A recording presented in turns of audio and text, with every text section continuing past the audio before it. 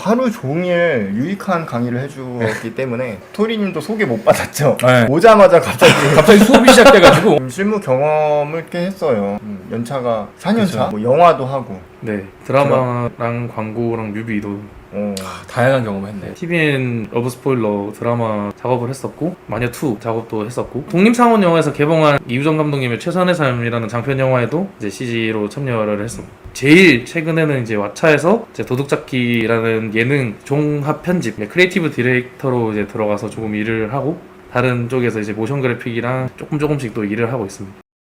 1강을 설명드리자면 ASYS와 OCIO에 대해서 세팅하는 방법과 어떻게 공정 과정이 이루어지는지, 로그 촬영 같은 경우에는 왜 영상이 희뿌옇게 나오는지, 그리고 그렇게 촬영했을 때의 의미는 어떤 것인지. 2강에서는 이제 카메라에 대한 이야기를 할 건데요.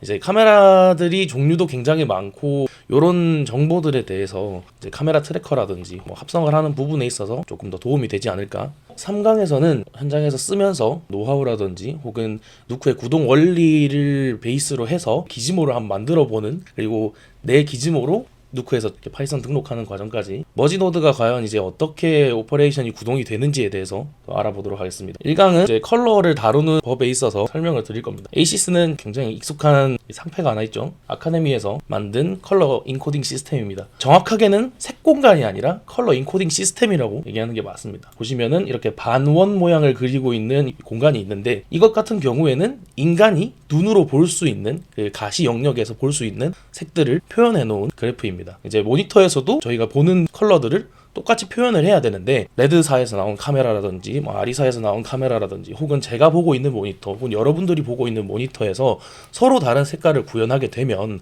작업자들마다 보는 색깔도 조금씩 다 다르고, 그렇기 때문에 일관성이 있는 작업이 불가능해지겠죠. 통일성 있는 컬러 세팅을 위해서 아카데미에서 제작한 컬러 인코딩 시스템입니다. 조금 더 쉽게 그림으로 이제 설명을 드릴 건데요. 로그 그래프가 있습니다. 이렇게 저희 중학교 때 배웠다고 하더라고요. 여기 보시면 조금만 더 가면 맞다일 것 같은데 한계값이라고 해서 조금 끝으로 가도 그러니까 다이지가 않습니다. 보통은 이런 식으로 하이라이트 부분, 미드톤, 제일 어두운 섀도우 부분이 될 겁니다. 그래서 이 면적에 해당하는 이 부분이 정보의 양이라고 생각을 하시면 될 것 같습니다. 하이라이트가 정보가 제일 많고, 그래서 더 높이고 더 많은 정보를 저장하기 위해서는 이 면적을 늘리는 게 중요한데, 이거를 누크에서 한번 보여드리겠습니다. 이렇게 저장되어 있는 파일을 이런 식으로 곡선 로그 형태를 취하게 되면 이쪽은 끝없이 가는 부분이 되겠지만 이 면적도 마찬가지로 이 임계값에 거의 도달하지 못해서 계속 정보를 담을 수 있는 그 정도의 면적을 확보를 하게 돼요. 누크 아래에 OCIO라는 옵션이 있습니다.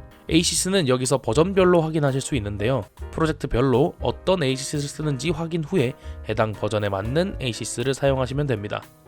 보통 회사에서는 이 ASYS 세팅에 대한 가이드를 직접 전해주곤 합니다. 여러 가지 카메라들이 같은 날짜에 같은 노출과 같은 색감으로 찍어내면 룩업 자체들이 조금씩 다르게 됩니다. 그래서 그 LUT 필터에 대해서도 저희가 알아봐야 되는데, 1D LUT는 흔히 이야기하는 커브 곡선이라고 생각하시면 됩니다. 포토샵이나 프리미어에서 쉽게 찾아볼 수 있죠.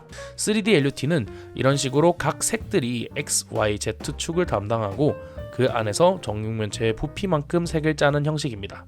2강에서는 카메라 탐구에 대해서 이제 이렇게 뷰파인더와 사진을 찍는 곳이 서로 다른 카메라입니다. 이 문제를 해결하기 위해서 DSLR이라는 카메라가 나오게 됩니다. 앞에 D가 붙었는데 그 D가 뭐냐? 디지털 싱글 렌즈 리플렉스라고 생각을 하시면 됩니다. 이름에서 바로 보이죠? 이 미러가 삭제가 됐다는 겁니다. 그래서 거울을 한번 거칠 필요 없이 바로 센서에 박히기 때문에 이제 미러가 사라진, 그러니까 색을 표현함에 있어서 이 비트라는 것이 굉장히 중요한데, 그림을 다시 보여드리자면 숫자가 작을수록 모션 블러가 없는데 숫자가 높을수록 그러면 사진들이 이렇게 겹쳐서 잔상이 생기게 되겠죠. 그래서 ISO 값이 높을수록 적은 광량에 더 민감하게 반응을 하고, 3강에서 다루는 내용들이 실무와 가장 직결되어 있는 부분이 아닌가. 요 같은 색깔의 노드들은 좀 비슷한 성질로 묶여져 있는 경우가 대부분입니다. 누크 메뉴에서 노드는 다 똑같은 거기 때문에 앞에를 삭제를 하고 누크 메뉴 노드라고 정의를 해서 그런 코드라고 보시면 될 것 같습니다. B와 A 알파, A와 B의 알파, 정확하게 인풋이 바뀌어 있습니다. 누크 노드로 한번 다시 보자면 똑같이 생겼지만 이 인풋이 두 개가 바뀌어 있음으로 인해서 이런 모양새를 갖추고 있습니다. 예를 들어서 매트 같은 경우에도 여기서 A의 알파와 플러스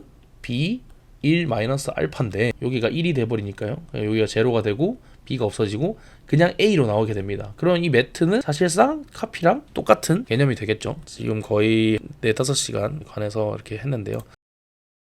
이제 셔플 노드에 관해서 이제 질문을 주셨는데 RGB를 변경하는 원리라고 해야 되나요? 이런 부분들은 어떻게 이제 파악이 되냐라고 한다면